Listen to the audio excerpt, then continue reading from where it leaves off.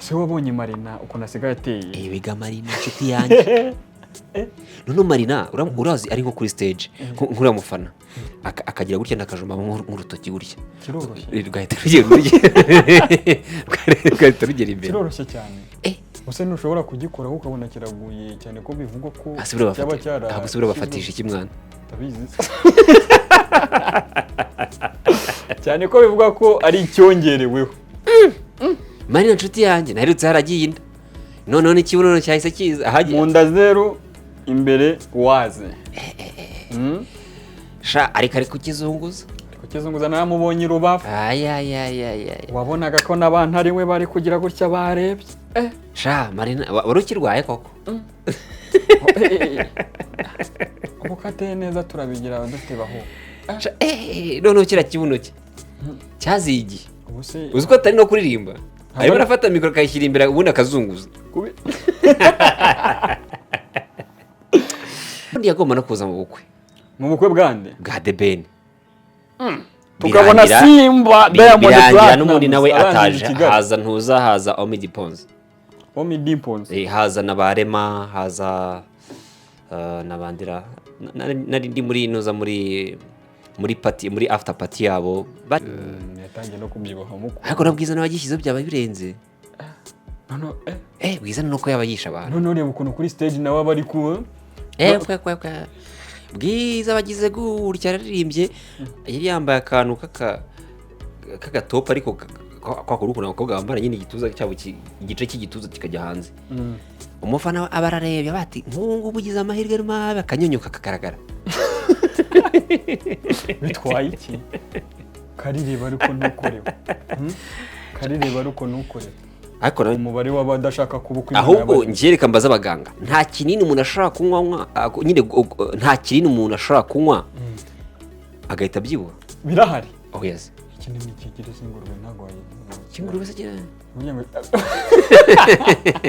Ari umuntu yaranditse ngo ariko ngubura ngo nta kinini kibaho yuko umuntu ashaka kukinywa akaba arakarabye.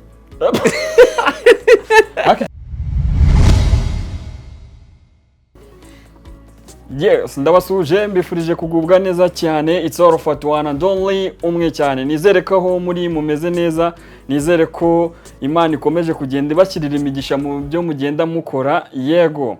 Nkuko mwabyumvishe turagarutse ari nako mbahereza ikaze kuri Leya Entertainment. Murabizi ko tubahereza ibintu byiza cyane. Uyu munsi rero garukanye na Leandre niyo mugabo nkuko bisanzwe. Leandre ikaze. Urakoze cyane Rafat, ntekereza ko nabo aho bari hirya no hino hose mumeze neza cyane waba uri mu Rwanda cyangwa se hanze y'u Rwanda. Ni by'agaciro kuba tubana mu bigano byinshi bya buri munsi by'imyidagaduro birumvikana, ariko ntekereza ko n'izindi content zose tuzazikora ngaha.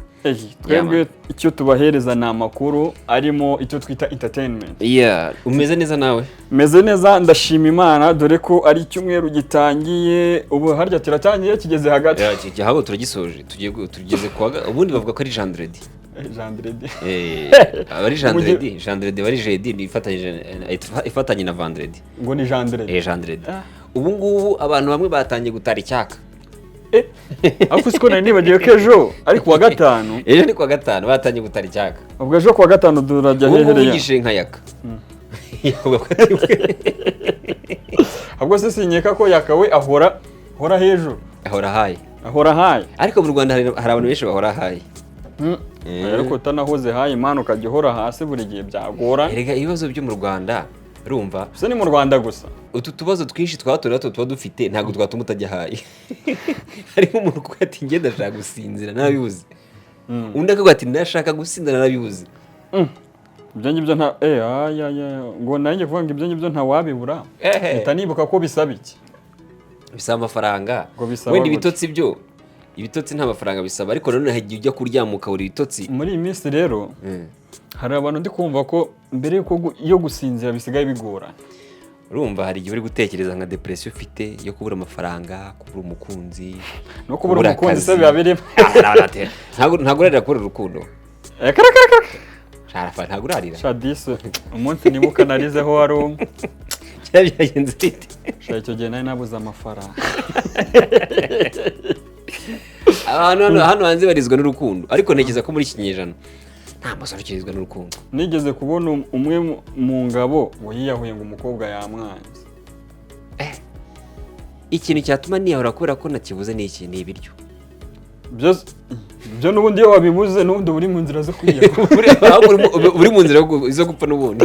N'ubundi se wakwiyahura n'ubundi uri mu nzira zo kwiyahura. Ibiryo byo mbibuze byo cyaba ari ikibazo. Ibiryo byo kubibura cyaba ari ikibazo. Reka twiyinjiriremo nk'uko dusanzwe tubigenza.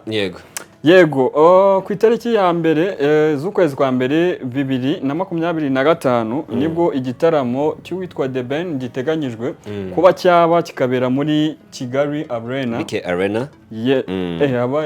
Yabaye BK Arena. Ni BK Arena ariko witwa Kigali Arena. Byose ni kimwe. Yego. Ubundi kiriziya ni imwe, imitsi inzoga ni imwe. Barujye kuvuga ngo inzoga ni ariko n'ubundi ntago baduhaye yo kwamamaza. Tugiye kubamamariza ariko ntayo baduhaye. Urumva izina nirihinduka n'ubundi ni hahandi nubwo ari BK ariko nyine. Ntabwo tuvuze kuri ibyo bintu byo kwamamaza Leandre. Bitanibuka ariko ubundi nta bigo byagira gutya bikagana. Abashaka ko tubamamariza yaba ku mbuga nkoranyambaga zacu, ntekereza ko na YouTube nayo n'urubuga nkoranyambaga ni social media nayo abakeneye ko tubamamariza. Mfite aba followers benshi bakeneye kumenya ibyawe. Ufite audience nini? Hari audience nini? Abantu mushaka kwamamaza rwose ni karibu, nta kibazo, amarembo arakinguye. Ngo ku giciro nk'umuneke. N'ubundi turamamaje. Ubu twamamaje yego. Ari uno akantu karenze. Ukuntu zina ndirimbo zikorwa z'amapublicité. Nukajya kumva ko umuntu ari mu modoka ngo ni make cyane ku giciro nk'icy'umuneke, ugatajya kuririmba ndirimbo utanabishaka. Yo ikakujyana muri mood. Bikaranye biririmbye. Iyo rero icyo gitaramo cya The Ben kikaba ngo nigeze kubona amakuru avuga ko Diamond Platnumz nawe ashobora kuba ari umwe mu bazakitabira. Ubundi Ben azashimana kubera ko we atigeze askamingwa na Diamond. Ko Diamond nyine yaskaminze abantu. Ahubwo icyo nahingiye kukubaza niba koko abaye ko kazaza. Uri sel ko azaza. Diamond ubundi kubera nzi schedule yiyo nk'umuhanzi munini cyane muri Afrika no ku isi, n'umuhanzi anytime yagutungura akagukoshona. Kuri Mico The Best yagombaga kuza muri Sinakwibagiwe album concert cyangwa se launch, ntabwo uribuka hagati ya album na nuza ni album cyari mu kihe gihe ya ibiri kangaira 2013 ntabwo nibuka neza. Diamond icyo gihe yakoranye indirimbo na Mico The Best na Flopins, indirimbo yabaye akazuyazi. Uza kantu ibaze ko ntarinzi ko abantu benshi bazi ko umuntu ufitanye indirimbo na Platnumz ari Ben. Kumbi ngo wa mbere wababanje. Wa mbere yari Mico The Best yagombaga kuza mu gitaramo cye cyitwa Sinakwibagiwe album launch. Icyo gihe amukubita amafaranga ye Diamond yagakuza. Ngo no gukora shoot ya video byaragoranye. Arangati se warifandinze amafaranga naguhaye amavani ntiyamusubiza. Mico The Best atanga ikirego muri RIB. Icyo gihe Diamond yagombaga kuza mu gitaramo cya Skol. Diamond nabwo birangira ataje. Yavugaga se karihe mpamvu yabiteye yo gutuma ataza. Ntabwo igeze asobanura. Legend nano kwirirwa avuga ngo byagenze bi. Urumva niba baravuze ngo hari ibyo bagomba kumvikana batigeze buzuza. Mico The Best ntago yigeze abasha kubisobanura nawe neza, ariko ntekereza ko kuba The Ben yarakoranye indirimbo nawe ashobora kuza cyangwa se ntaze. Diamond ngiye mwemera mubonye. No kuri nagiye kukubaza ni iki gishobora kukwemeza ko Diamond Platnumz. Ntabwo mbyemera. Ntabwo nzabyemera yaje kubera iki? Kubera ko Diamond ni umuhanzi munini bro, aba afite schedule ku buryo abavuga ngo hari umunsi mise byibuka ava kuri stage yanuza ya Trace Award. Yari afite igitaramo muri Botswana. Uwo munsi ava kuri stage yavuye kuri stage ahita ajya mu ndege. Urumva yavuye muri Botswana ajya hehera sinzi igitaramo kindi yahise ajyamo. Ni umuntu uri afite schedule iri tight cyane ku rwego rw'uko nyine kugira ngo ufatishe aze muri gahunda zawe biragoye. Wanamwishyuye akanga kuza. Gusa igitaramo cya Ben kiri mu mafaranga. Kizanaberana ahantu wakundaga kuvuga ngo harahenze. Ni location ihenze cyane. 25 by'idolari n'atari 30 ntabwo mbyibuka. 25. yego urumva ni miliyoni hafi 30 na zingahe. Yego no mu kiganiro cyabanjirije iki cyo twakoze rero ndakeka ibyo ngibyo twarabivuzeho by'ama location. Rero kubona umuhanzi munini nka The Ben abasha kwigondera arena ni ikintu gikomeye cyane, ahubwo ikintu cyo kwibaza ni kimwe ko agiye gukorera muri arena ni byiza. Nabonye banatangiye no gukora no kucyamamaza. Ubundi cyitwa the new year groove. The new year groove sibyo ra?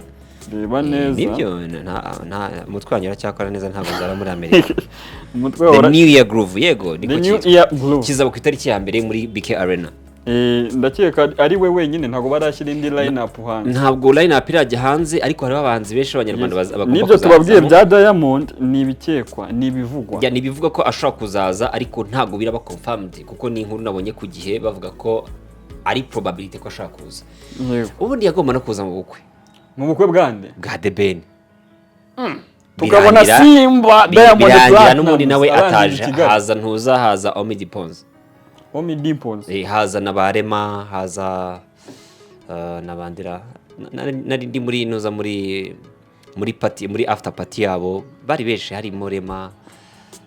Ahubwo nanje kukubaza ko mu mashusho nabonye ya Ben nta bastar bandi bari barimo. Nabo ngabo gusa abari bakomeye bari Rema bari Omid Pons ntabwo uri kubandi ariko bari barimo benshi. Ubwo aho ngaho naho Diamond Platinum n'abarakati. Rero kumbwira ngo azaza mu gitaramo cya Ben muri album launch na New Year Groove ntekereza ko nzabibara mbibonye icyo ni kimwe. Icya kabiri birashoboka kubwo amafaranga kubera ko amakuru mfite nuko najya kuvuga izina rya rincitse ariko yihangane ntabwo ndi burivuge harimo abantu bashyize mu mafaranga menshi cyane. Amafaranga arahari menshi hari umwe wenzi washyize mu $60 miliyoni zisanga muri amafaranga arimo. Ntekereza ko Diamond nawe nashyiramo fair play akabona agomba kuza mu gitaramo cya mugenzi we The Ben azaza cyane ko The Ben n'umuntu navuga ngo umugaragiye n'umunyamafaranga.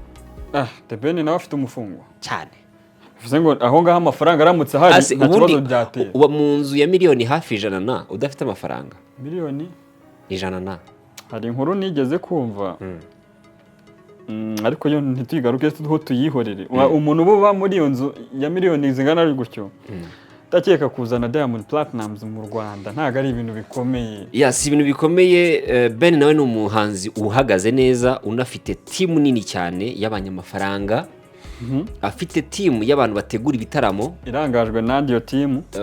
Harimo Muyoboke harimo Bayingana harimo benshi bari gutegura icyo gitaramo. Harimo benshi. Ntekereza ko rero abo bose bafite inararibonye mu gutegura ariko ntibyana-gutungura nk'uko ushobora gusanga bitashobora no kutagenda neza wenda bitewe n'impamvu runaka ariko hopefully ko bizagenda neza. Aho ngaho mu gitaramo cy'ubushize hari igitaramo Ben nabwo yigeze gukora kiza kugaragaramo yaranakubise aruzuza. Ahubwo ikintu twakwibaza ni kimwe nk'abantu bakorera ibitaramo muri BK Arena tuve no kuri The Ben. Ujya ubona ko Nambonyi ajya akoreramo ibitaramo. Afite igitaramo ku itariki 25 naho ni muri BK Arena icyambu live concert. Yego nabonye banasuggestinga ko bashaka kuzayikira muri stade ariko ubwo deja byamaze mbonye afite public nini cyane. Iyo bano bantu bashoye amafaranga hariya bagakora igitaramo birashoboka ko amafaranga bashoye yagaruka. Aragaruka ariko iyo bagiye kujya kubara bakabara na BK Arena bakabara ku bijyanye n'amatickets bakabara urumva BK Arena ndi mpamvu nakubwiye ngo ni ibintu tuzagarukaho ndashaka kuzabikoraho inkuru yihariye y'uburyo BK Arena yishyuza amatike ikishyuza ibyo kunywa ikishyuza location cyangwa se venue buri kimwe cyose ariko bakangira umuntu wishyuye ko ashaka kuza gucuruzamo product ze nk'abantu bamutangiye kandi yo sari amura ku kanya ibari abariye ibyo nabyo tuzabigaruka kandi ni igikorwa cyitwa ko ari ibikorwa remezo by'abaturage bagomba kugira access. Ibyo ni ibintu tuzagaruka ugasanga n'abaturage bakeya babifite access ariko nanone ubuyobozi bw'u Rwanda babyigeho rero ukuntu abahanzi bacu bakoroherezwa mu gukorera mu hari ibitaramo. Yego twikomereze ibyo n'ibyo tuzabirambura. Yego igitaramo cyo itariki ni yindi ni ku ya mbere yego ni ku 8. Yego aha mu kanya gatoya nibwo naje kubona inkuru yanditswe na Peacemaker Pundit ivuga ko ubu tuvugana Jackie ashobora kuba ari mu maboko ataraye. Njyewe ndaza kuza gusesengura iyi nkuru muri ubu buryo, nkunda kuba positive, ariko nanone ibintu nabivuze kenshi ko twahawe mutanda tukiyongera nkorota. Harya twa dusozi bavuga mu Rwanda baravuga ngo baguhaye butamwa nawe wihana ngenda. Twebwe uyu munsi twahawe platform. Uyu munsi mfite mikoro kubera ko mfite umudendezo, mfite amahoro, mfite buri kimwe cyose gituma nisanzura. Ariko ubwo bwisanzure bwatumye abantu batakaza umuntu. Ubwo bwisanzure bwatumye abantu batakaza umuntu no gushaka kwiyandarika. Bikagira n'ubwo noneho leta ivuga ati noneho bwa bwisanzure twabahawe tugiye kubambura kugira ngo tubereke ko nabyo tubifitiye ubushobozi. Esereya ko tugendeye kuri no case kuri abantu benshi iyo baje hano ku mbuga nkoranyambaga bagenda baza bavuga ko ubuzima bwabo bari barimo si ubuzima bwiza, si ubuzima bwo bwari bushimije, bwari ubuzima bubi. Ese ubwo buzima bubi wabayemo bukwemera kuvuga amagambo nyandagazi? Ntabwo kuba ubu none tutavuga amagambo mabi suko tubinaniwe, sukuri umwana wo kwa dadi rwose. Ariko nge ntabwo numva ukuntu umuntu muzima yifata akajya ku mbuga nkoranyambaga yaneze akavuga ati uriya muntu utazi no gukora gahunda ubwo kizemo ikinyabupfura ngewe. Wowe usizemo ikinyabupfura, undi akajya hariya akamwandagaza. Noneho dufite n'itangaza, reka ne kuryita itangazamakuru mu babari. Ugeze kuri icyo tureka dufate umuntu ku giti cye. Tugeze ubwo wowe nka Jackie urumva ajya hari agatuka abantu akagira ati wowe wamuhaye platform, yarangiza agakoresha press conference, mikoro ziteretse hano wagira ngo ni minisitiri gutanga ijambo. Ahubwo ibi bitangazamakuru byo kuri YouTube nabyo nibyo gukemangwa.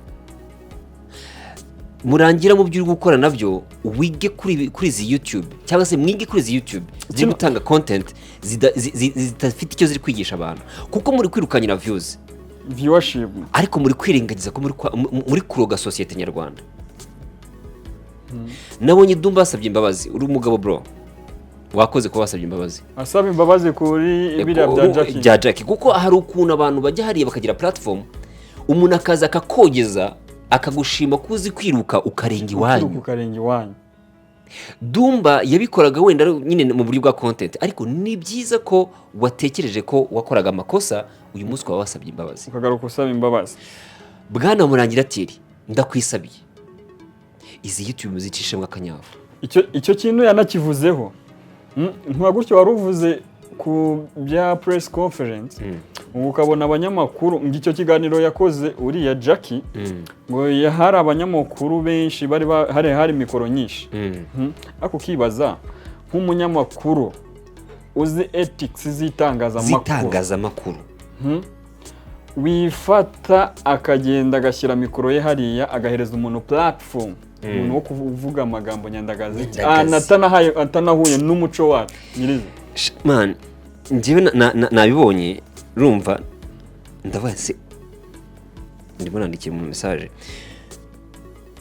naribonye ndabandi no way naha tugezeho kuba abantu bavuga ibintu bizima mutabaha umwanya, ahubwo abantu bavuga ibipfuye mukumva ko ari bo bagiye guhereza. Ufite kujugunya impeta ngo muri toilette bimwe inkuru.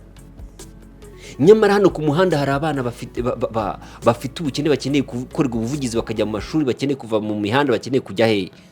Ariko nyamara umureheza platform umuntu urashaka viewership nibyo dabyo. Noneho ndi kuza hano nanyuze hariya Nyabugogo nahasanze umumama ufite abana batatu b'impanga bavukeye rimwe, yicaye hasi na police iri kumuganiza. Hako ntabwo nabashije gukurikirana icyo bari kuganira nawe. Umunyamakuru ugomba kubikurikirana rero. Ntabwo nabashije kubikurikirana. Ariko tugendeye kuri ibyo ugasanga umuntu nk'uwo wabuze uko yigenza. Dufite abantu benshi bakeneye advocacy, hanyuma ukayimwima ntujye no kumureba ahubwo ukajya kureba wa wundi.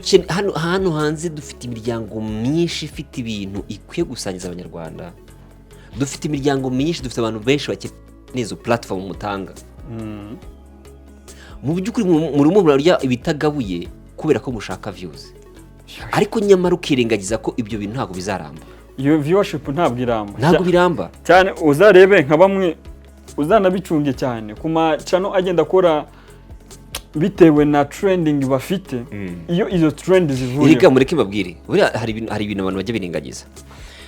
Urimo urirengagiza ko urashaka gukora izo trend, ni byiza kuzikora, urakora ibintu biri kuvugwa cyane, ni sa cyane kubikoraho, ariko ukirengagiza ko ntabwo biramba. Bro.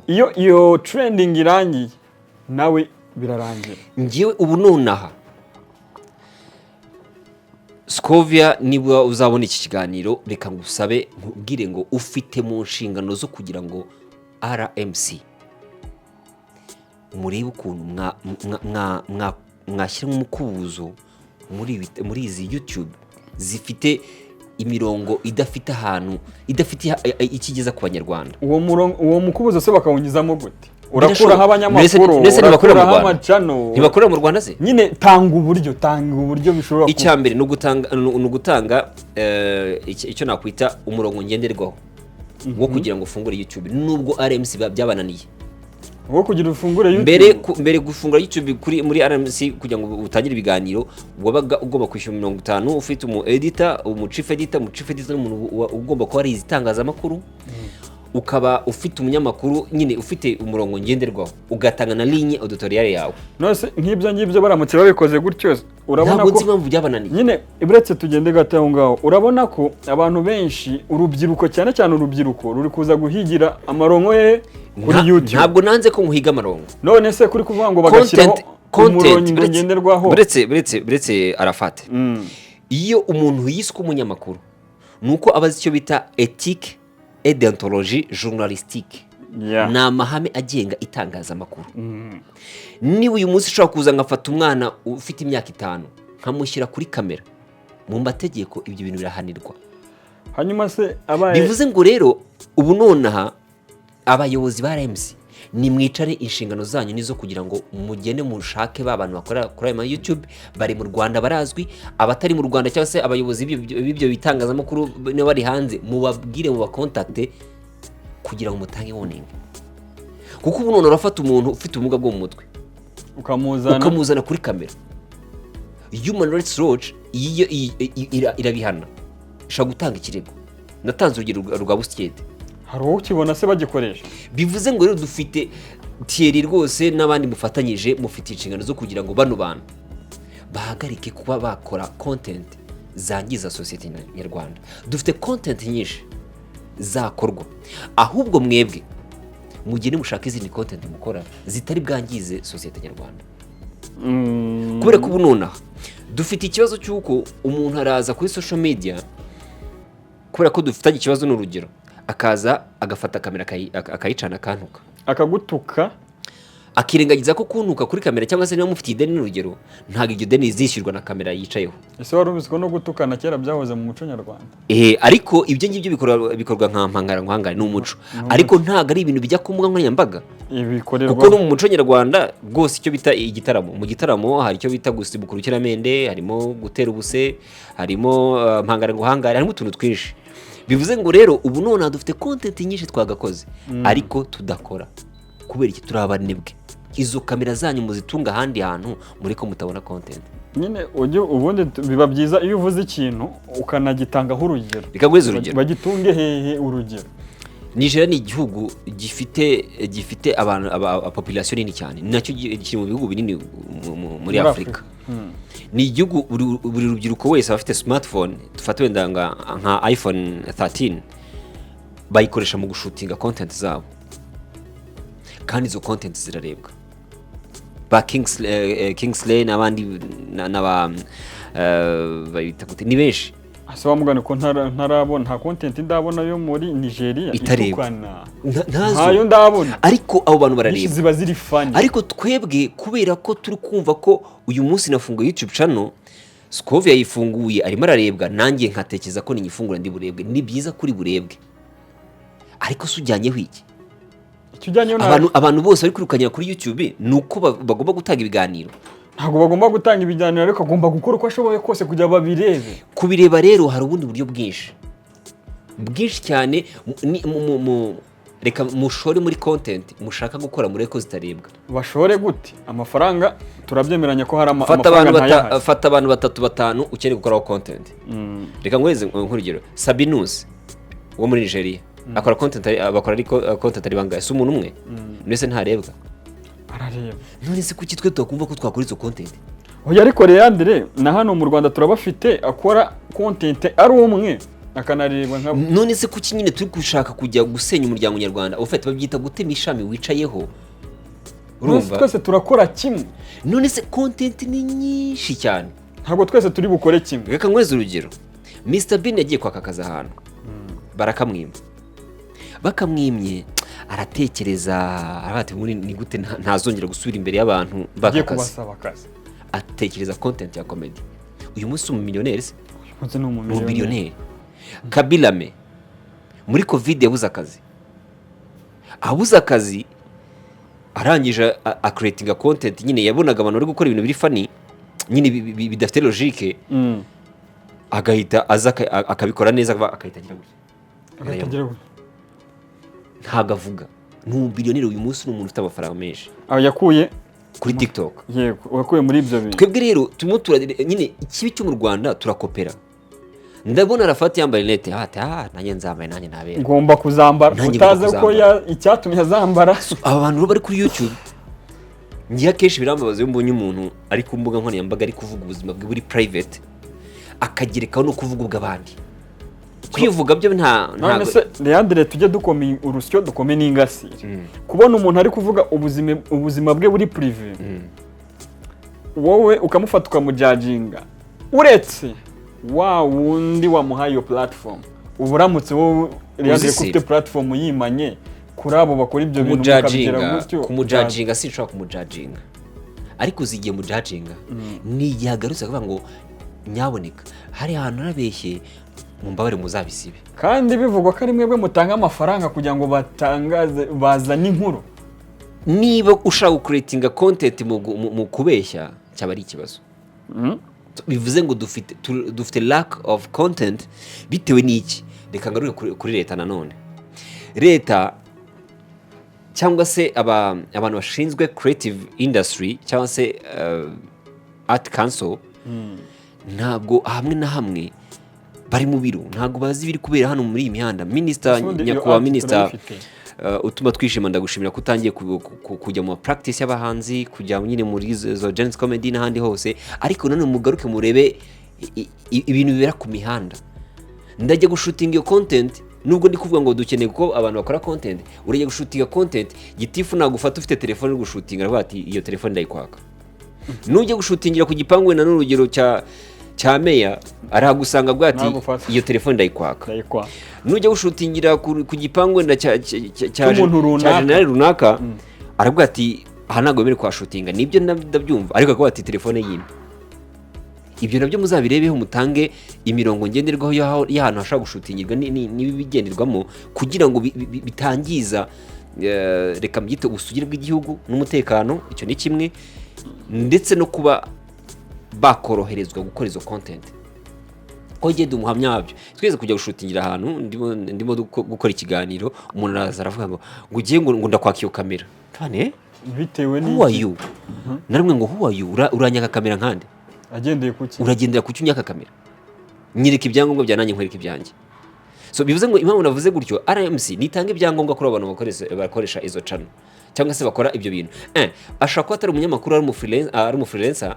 cyangwa se ikarita y'ibyo bintu akora noneho bigatuma nahajya gushutingira cyangwa se abo content creators bareba uburyo bahabwa uburyo bwo gukora kuko bitari ibyo turasanga turimo twangiza igihugu cyacu mu buryo tutazi hanyuma se ibi bihangano ubwo iyo nimvuga ibihangano turumvamo n'ibiganiro byose usanga bitagendanye n'umuco nyarwanda biba birimo nk'ayo magambo nyandagazi birimo imvugo zitari nziza ni iki gikorwa mu Rwanda ni iki gikorwa kugira ngo ibyo bintu babihagarike cyangwa babigabanyirize umuvuduko wabyo ngiye nk'ubu ngubu ntabwo ndamenya ikintu France akora unyihanganira inshuti yanjye ariko sindamenya icyo France akora kubera iki kubera ko urugaga rw'abahanzi cyangwa se rw'ubuhanzi rurakora se rurahari yatorewe kuba umuyobozi ntago mbyibuka neza ntaza kuza kubivuga nabi yatorewe kuba umuyobozi w'urugaga rw'abahanzi ntago mbyibuka neza ariko nyine niwe ubikuriye reka ntange urugero ku bindi bihugu bifite urwo rugaga tunyarukira hano Tanzania yitwa Basata ni baraza la taifa la sana bisobanuye iki ni National Art Council yabo ndabahereza urugero ikorite ikikora ibigomba kureberera inyungu z'abanyabugeni ubwo bugeni harimo umuziki n'ibindi byose muzi ko ari ubuhanzi hakabamo no kuba bagomba guhana umuntu wese wishe cyangwa se wakoze watatira igihango mu guhanga ndabaha urugero Diamond yakoze indirimbo yitwa Nyege cyangwa se Mwanza iyo ndirimbo yabaye band muri Tanzania yose kwangwaru barayibaninga kubera iki basangaga bitari guhura neza n'umuco wa Tanzania ubu nka Knowless yajya kuri stage akizunguza nkuko Marina yakwizunguza ntabwo ibintu bingana cyane ko kandi ni umubyeyi Amerika mutazazana Knowless hariya ese we ntazaba umubyeyi wenda ntabyo uretse urushaho ko azabyara cyangwa ariko ngo kiri kubavugisha cyarikoroje mbega Marina abagize gutya amenya amakuru ko agiye muri Ghana gukora collab ariko abazanye ikibuno aho kuzana indirimbo asa n'ikibuno cyangwa cya kibuno nicyo bagiye gukora kuri X cyangwa se Twitter bamwihaye koko wowe umuntu uteye kuriya ese nka buriya asubu ari nko kuri stage kikagwa niba koko bivuga ko ari cyomeka asa abafana be n'ubundi abafana be bagisama ibaze kiguye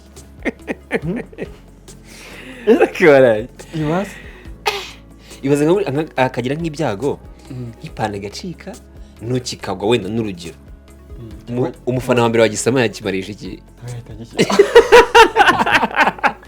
niwe yahita agishyira ese ko hari ukuntu numvise ngo hari ukuntu bajya bakora ziriya sajari hashyira igihe gito kigahingamo umunsi tuzahura nzakikubaza nyine Marina we ni mushiti wanjye ku buryo nk'iyo turi gukora interview nta byo kwifata birimo rero Marina uzitegure ko niduhura nzagupoza nzakubaza hano wasanga uzagenda utagize urumva nzamuhobera mite nkoraho bagufunge oya kareka ukoze ku muntu w'abandi bitemewe nese kuki azaba yamuhobeye ntazaba bishaka ko muhobera bizasaba gusaba warranty kugira umukoreho cyazo nuko nzasanga kuri na bounce ashaka iki bounce kigata gikura akaboko gise kikugira gute kigata gikura akaboko kikuvuga ngo muhobera ugize gutya aya bana ari afite bounce imizite ntabwo yatubona musuhuza ntabwo yatumusuhuza ariko njyewe kuba umuntu yashyira ikibuno njye mbifata nk'uburenganzira bw'umuntu tutafe normal nkuko ushaka gusanga n'urugero reba imirari ukajya kwa muganga kugira ngo ubwo n'uburwayi my friend ubwo n'uburwayi kutagira ikibuno bwo uburwayi kugira aho umuntu ajya kukijisho ubwo se ubwo kutagira ikibuno n'uburwayi kandi ubona nyine aragiye kwa muganga kugira ngo bakimushyireho urumva atari uburwayi we yumva ko ari uburwayi cyane navuga ko atari uburwayi ahubwo navuga ko atari kwishimira ukuteye ntabwo yishimiye ko Imana amugize ibaze rero nk'abantu banyunyutse kurenza Marina kandi ubwo hari ninde muhanzikazi unyunyutse si umuhanzikazi ahubwo se dufite ndetse ndebe bagize ni bande urumva kira kibuno cya Marina gite jambo tiyaje ariko bwiza we nabonye yaratangiye kugira gutya bwiza ni muremure yatangiye no kubyibuha muko ariko nabwiza nabagishyizo byaba birenze no bwiza nuko yaba yisha abantu none ureba ukuntu kuri stage nawe aba ari ku bwiza bagize gutya yararirimbye yari yambaye akantu k'agatopa ariko kwa kuri ukuntu abakobwa bambara nyine igituza cyabo igice cy'igituza kikajya hanze umufana aba ararebye bati nk'ubu ugize amahirwe mabi akanyunyuka kagaragara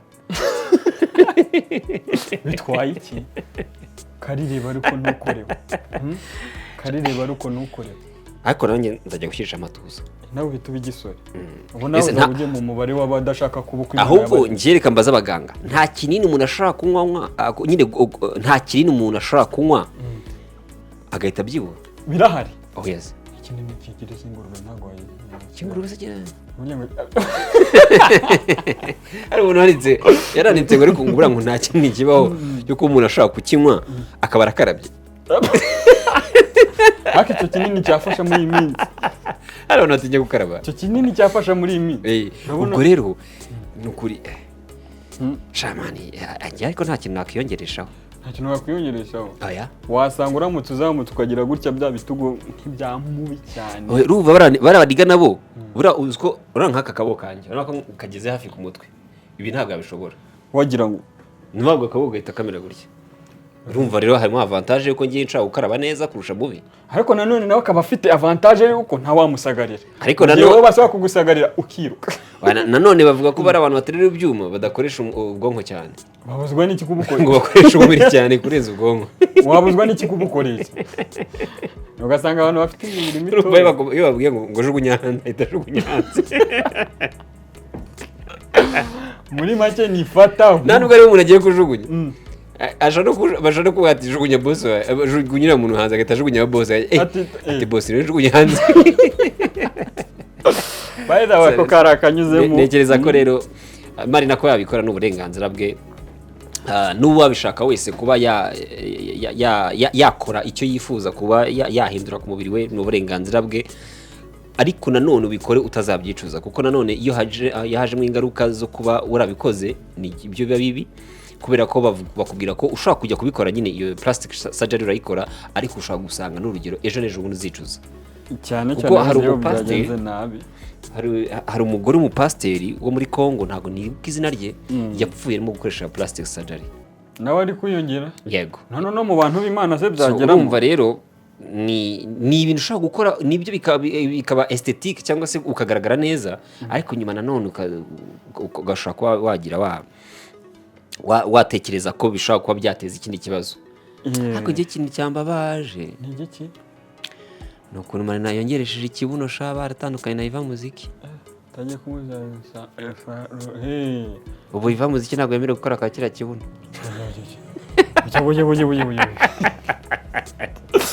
oya ibaze ko abantu benshi batabazi ko baba baranatandukanye yawe ntabwo bazi ko batandukanye sha ejo bundi Yvan Muziki twabari ku Isango tugiye gupurimaringa ntuza filime yitwa Wrong DNA bamubaza kuri Marina ati se muraheruka ati wapi ati ni inshuti yanjye kwanza Yvan Muziki kudesha pa kuri wowe once a soldier is always commander ndavuga ko aho wavuye ushobora kugera usubirayo ubundi Yvan Muziki ahura na Marina ariko nanjye kuvuga kwanjye bizanyicisha urumva Marina iva yatsima Marina collab the man ica amafaranga Yvan Muziki asanga ntayafite se yarayafite ariko nyine yanga kuyatanga kubera iki arangije Yvan Muziki isubirira he mu Birigi ariko urumva bivuye mu Birigi aje kugira ngo akorane na Marina collab ntibyaba umuniga bayisubire he mu Birigi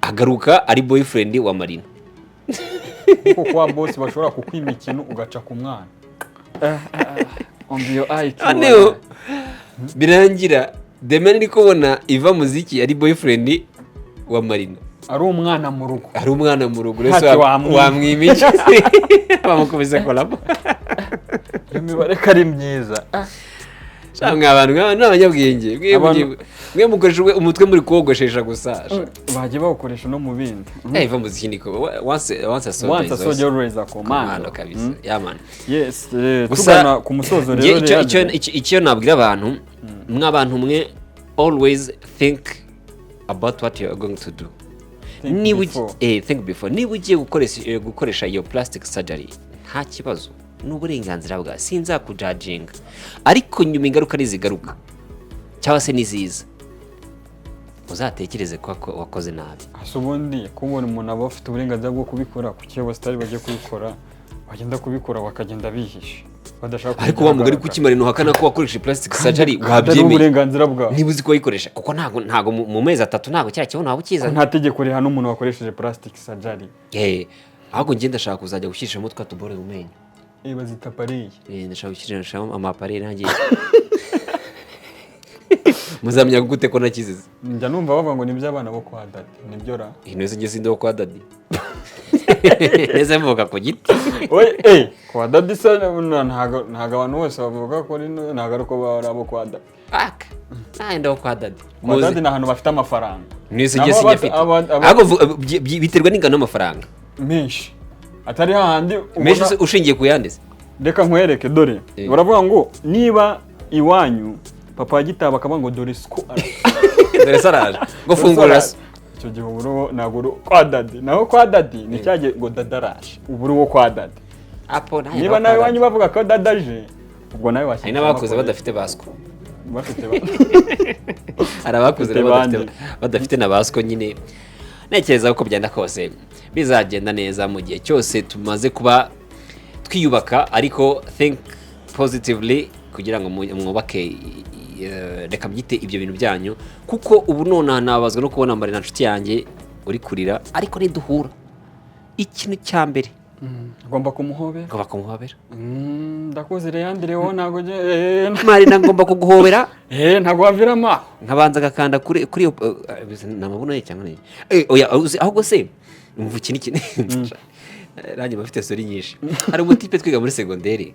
twaratashye tugiye muri vacances tugarutse dufite umu animatrice abantu twiganye baratangira ubwo barahita babibona niba ugiye kubeshya barabibona umuniga abagize gutya abafashe kano nagahwa tuno duha nyine tureture agiye guhobera animatrice ababujombye ku kibuno umutipe kari umunyarugo noneho baza ko byagenze bite urumva animatrice agize tendance zo witagira gutya nyine zo koza imbere kuko urumva nakantu kari kamujombye ku kibuno ubwo yari yamuhobeye kwa ko ndi bahobera ntabwo cyategomba kunsanga rero abikora abanyeshuri bose bari kureba dusoze ikiganiro uwo ni legend reka gushimire n'ubundi baravuga ngo akaryoshye ndikabora hehe mwitama yego reka ngushimire nshimire n'abantu mwese mwe mukurikiye Leya Entertainment nizere ko n'ubundi ibintu ari so fresh so good yes mbibutsa ko gukora subscribe ni nk'umuganda ni inshingano zawe ni gahunda ya leta ugomba gukora subscribe ubundi ukabisangiza n'abandi mu gihe ubona tugukora ibiganiro byiza bigushimisha kandi biguha impact ikindi abantu bakeneye ko dushobora kuba twakorana welcome kabisa gukorana ni muri advertisement yego kwibutsa ko ushobora kujya kureba filime yitwa Wrong DNA iri kuri channel ya Jesse TV show ariko rero hakaba hari indi yasohotse nziza cyane bita yitwa Hell in Heaven iki ni kuzimu mu ijuru filime nziza kwe ariko banyinishije ibintu ntakina bibira bagukinishije si byo usanzwe ukora karaka oya n'undi muntu bajya kumuha role ashoboye ngiye n'abagore b'abandi Nese ubundi uramufite mugende murebe ni nziza cyane ikindi nkibutsa ko hano ni ku Gicumbi Cinema Center ushaka kuza kugira ngo wihugure cyangwa se uhabwe amasomo ku bijyanye na sinema yaba kuzikina kuzitunganya kuzandika kuziyobora gukora urumuri kamera buri kimwe cyose hano dufite ababizoberemo kugira ngo bakwigishe kandi babikozemo kuva kera bakabikwigisha kandi ukagenda ukanoza umurimo wawe mu gihe cyose ushaka kwihangira umurimo. Akarusho niyo usoje kubyiga umaze kubimenya ushobora gukina muri filime zikinirwa muri icyo kigo cyane. Yes, it's all for one and only umwe cyane. Nitwa Leandre ni mugabo nyagasana kwishimira agwe n'amafaranga agwe kuramba ubundi blessings aho muri mwese call me no hate.